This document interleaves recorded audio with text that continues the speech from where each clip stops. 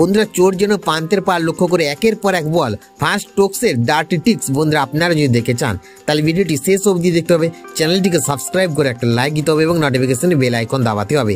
Manchester টেস্টের প্রথম দিনে ব্যাট করতে নেমে ইংলিশ বোলার ক্রিস ওকসের বলে রিভার্স সুইপ করতে গিয়ে পায়ে গুরুতর চোট পেয়েছিলেন ভারতীয় তারকা ঋষভ পান্ত।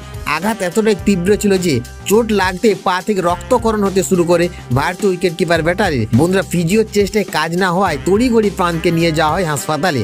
এরপর চিকিৎসকের পরামর্শে টানা 6 সপ্তাহ বিশ্রামের কথা ছিল পান্তের। তবে মনের মধ্যে জমে থাকা অনবদ্য জেদ নিয়ে চতুর্থ টেস্টের দ্বিতীয় দিন কার্যত ভাঙা পায়ে মাঠে নেমে পড়েন পান্ত। শুধু তাই নয়, চোটগ্রস্ত অবস্থায় ইংলিশ বোলারদের পিটিয়ে অর্ধশত রান করেন তিনি। তবে সেই আসরে ইংলিশ অধিনায়ক বেন স্টোক পান্তকে উদ্দেশ্য করে একটি কৌশল ফাঁদেন, আর এরপর থেকে ইংরেজদের অধিনায়কের কীর্তি নিয়ে শুরু হয় জোর সমালোচনা। বন্ধুরা ম্যানচেস্টার টেস্টের দ্বিতীয় দিন 41 রান করে সাজঘরে ফিরে যাচ্ছিলেন শার্দুল ঠাকুর। ঠিক সেই সময় সকলকে চমক দিয়ে ব্যাট হাতে খোঁড়াতে খোঁড়াতে মাঠে নামেন পান্ত।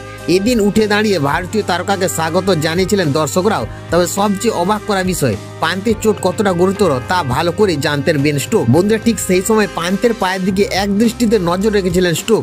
এরপর কার্যত পান্তের পা লক্ষ্য করে ছোড়া হয় একটি ইয়র্কার। একবার নয় একাধিকবার এমন বল করা হয়। এরপর থেকে শুরু হয় বিতর্ক। অনেকে বলছেন এমন ডার্টি ট্রিক্স না করলেই পারতেন স্টোক।